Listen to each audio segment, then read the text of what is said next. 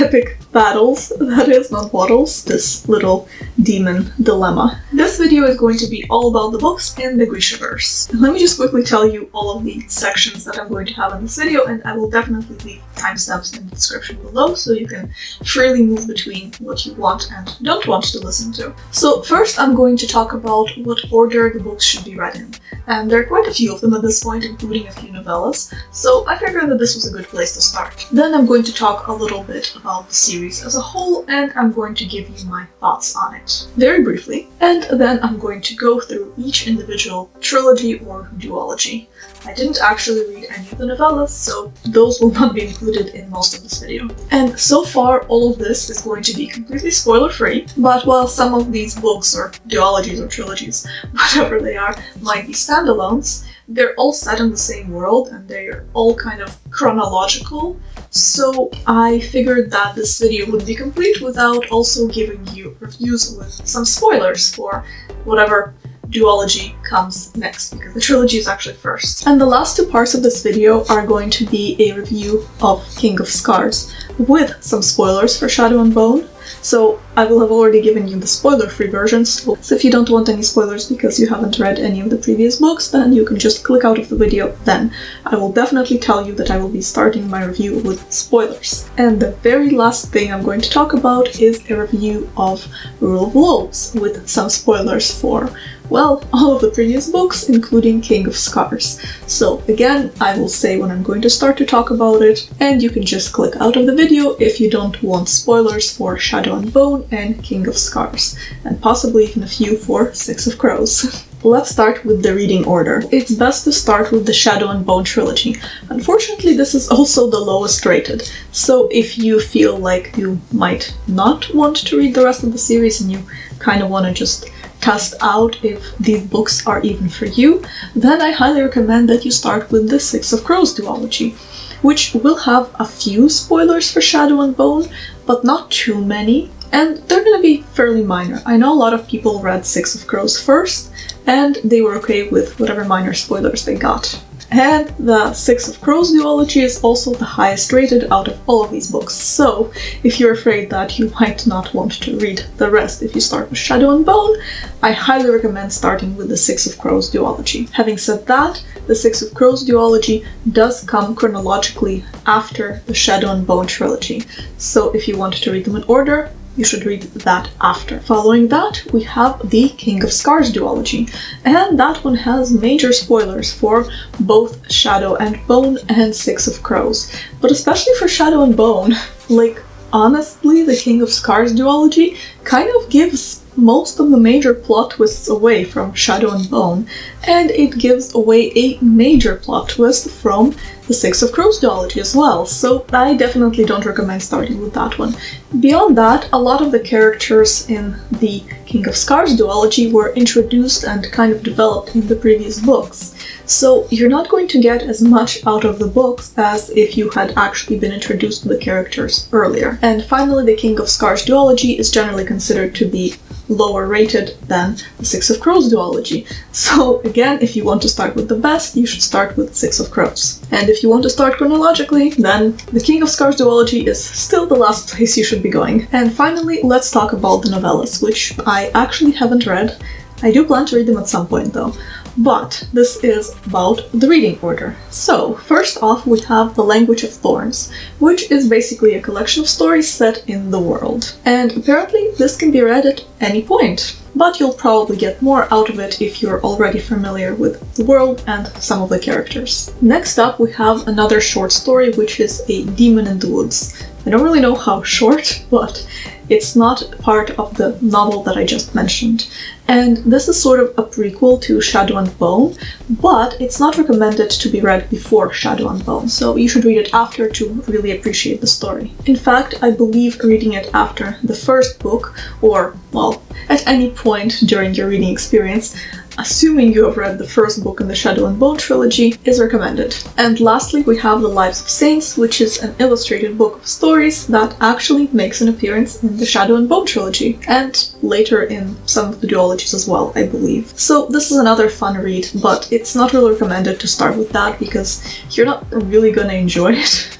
unless you know, have that attachment to it from the story. Now let's move on to my sort of very, very brief summary and general review of the series as a whole. So for the series as a whole, I give it 3.5 stars. Some books I didn't really like, and some books I loved, and some books were sort of in between. And it all evens out to me giving 3.5 to the whole series. This series is basically set in the world where there are people with special abilities. And these people are called Grisha. And among the Grisha, different people have different abilities or different affinities. Some people are good at making things from like metals or other materials.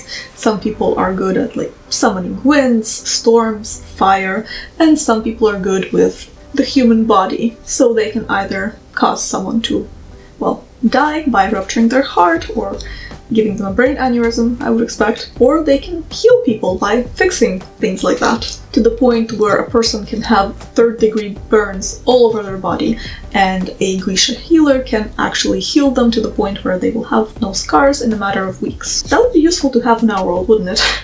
And we do follow a lot of different characters throughout all of these series. So for example, in the Shadow and Bone trilogy, we follow Alina, who summons sunlight. In the Six of Crows duology, we follow a lot of different characters, many of which are kind of morally grey, but some of which have Grisha powers, some of them are just thieves, I guess.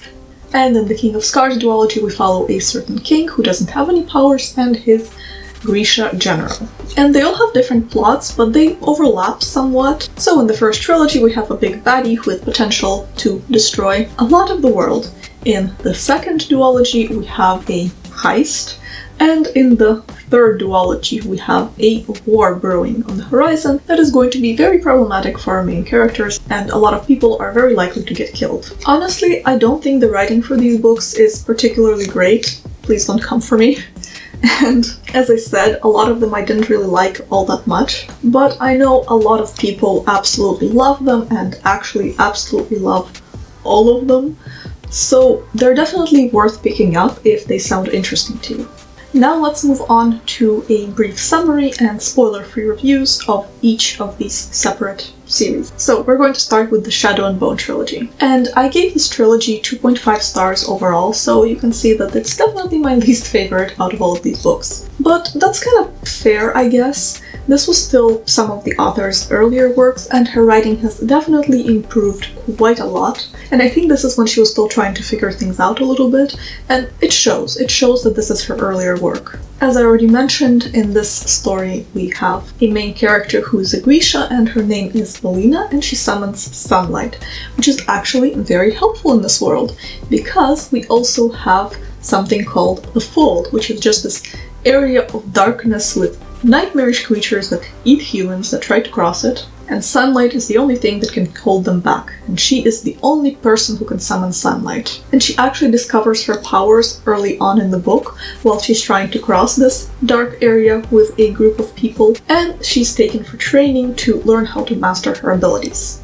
A lot of the time she's been trained with other Grisha, and in this world there's actually a Grisha army that is controlled by somebody they call the Darkling, who has power over darkness and is generally a pretty powerful Grisha. So pretty much the first half of the book is just her discovering her powers, learning to control them, and being told that she's kind of the last hope for her country. So, you know, no pressure or anything. And this was actually the point when I was still enjoying the book, because I kept expecting things to happen. And the problem is that in the second half of the book, not that much happened, actually. So I felt kind of frustrated and like I was left with nothing for all the time I spent reading, which is why I gave this book a 2.5 star rating, because I did enjoy the first half, even though it didn't actually lead where I wanted it to, but I did enjoy it. In the second book, we follow the same character, Alina, and she is trying to save the world from this horrible baddie who can pretty much destroy it. And this bad person wants to use her powers to control that area of darkness with the monsters called the Fold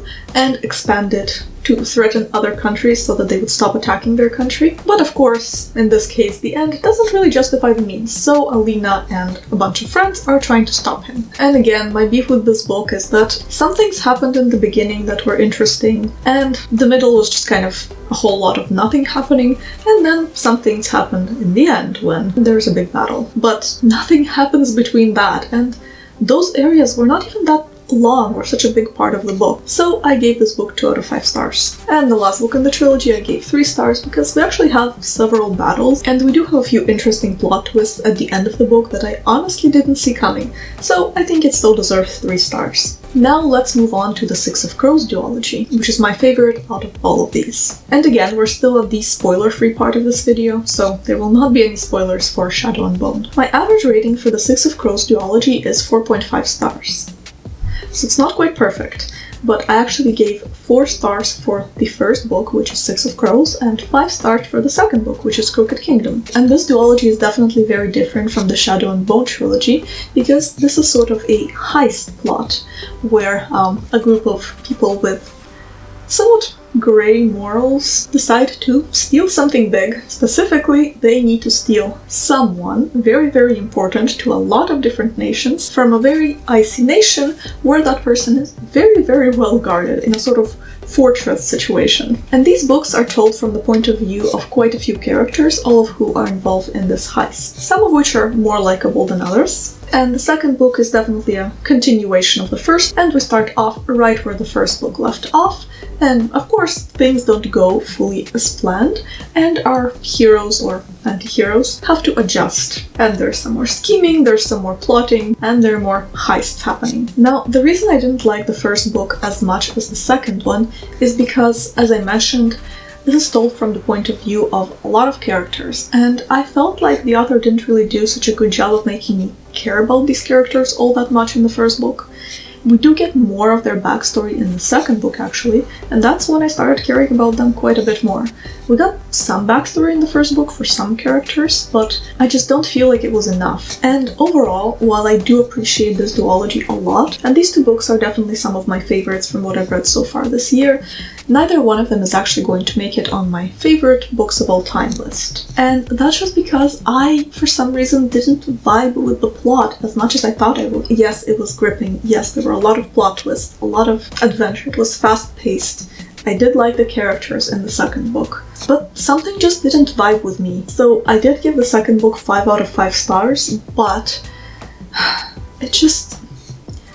I'm not sure if I'm going to want to reread this duology all that much, and that is not a good sign. But I still highly recommend that you give this duology a try, because it is really good. And lastly, we have the King of Scars duology, and this is going to be very hard for me to talk about. Sorry, the neighborhood kids are screaming, I hope it doesn't bother you too much. So this is going to be very hard for me to talk about without spoiling Shadow and Bone and Six of Crows, but I am definitely going to do it, so no spoilers yet. My overall rating for this duology is 3.5 stars out of 5. As you can see, I didn't like it as much as the Six of Crows duology. Starting with the first book, which is King of Scars. In this book, we have a ruler of a country whose country is kind of falling apart a little bit, and the story follows him and his general, as well as another character who is sent to be a spy in a distant country who's trying to start a war that our king pretty much expects to obliterate his country. So that would be bad.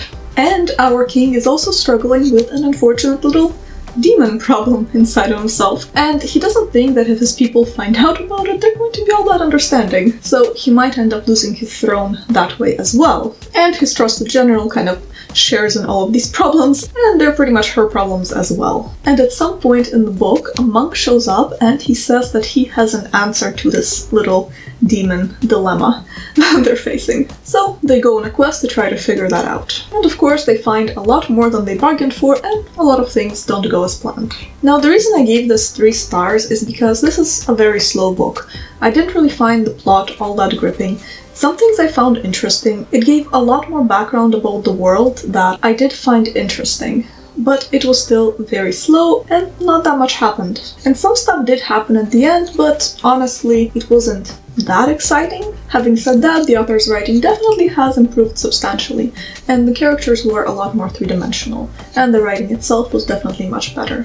So 3 stars it is. And the next book is called Rule of Wolves, and it is also the last book in the series so far. So here we continue where we left off in King of Scars, and there's still a war brewing, things are still not very good, and that's pretty much the focus of this book. There's also some political intrigue going on, and that also has to do with the war to some extent. And we definitely have some epic battles.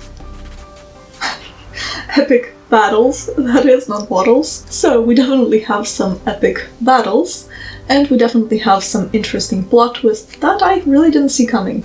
And some plot twists that I did, and they weren't all that twisty. So overall, this book gets 3.5 out of 5 stars from me, which is why I gave the whole duology 3.5 stars.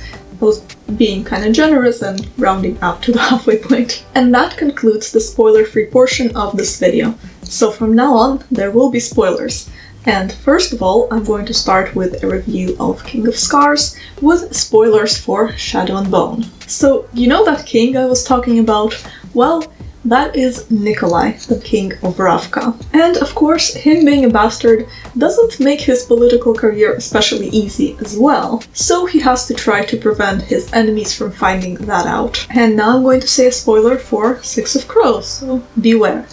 That spy that I was talking about, that is actually Nina from the Six of Crows duology. And she is in Fjerda, trying to help King Nikolai and the Grisha army, and trying to sort of say goodbye and let go of Matthias. And finally, the general I was referring to is actually Zoya from the Shadow and Bone trilogy. And she, along with Zhenya and David, also from the Shadow and Bone trilogy, are what they call the Grisha triumvirate, and they pretty much control the second army of Grisha. Another problem I had with this book is that I never really liked Zoya all that much.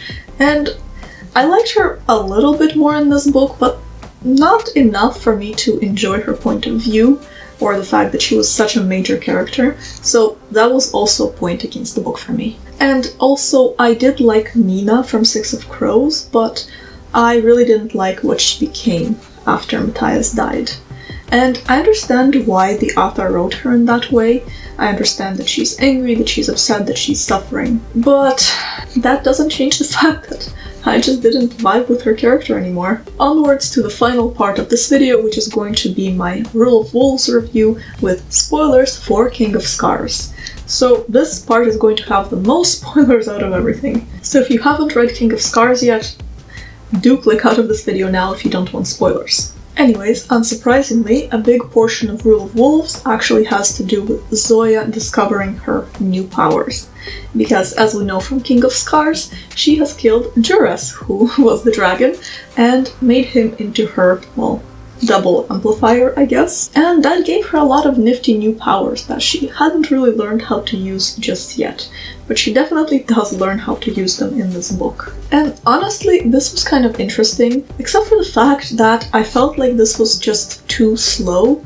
So what should have been a really interesting plot point just kind of became tedious for me. One plot point that I did really like, though, is if you remember the assassination attempt from King of Scars and how that was partially resolved in the previous book, we definitely continue with that as well. And that part I actually found really interesting, and I really liked all of the plot twists that the author included for this particular plotline, and I definitely liked how she tied it in with the whole Kirgud program, which, if you remember, are the modified soldiers that hunt Grisha, and we definitely get more information about that as well, which was actually very interesting. So overall, it wasn't a bad book. I'm not disappointed that I read it. I kind of wish it was more exciting, but there were definitely parts that were exciting.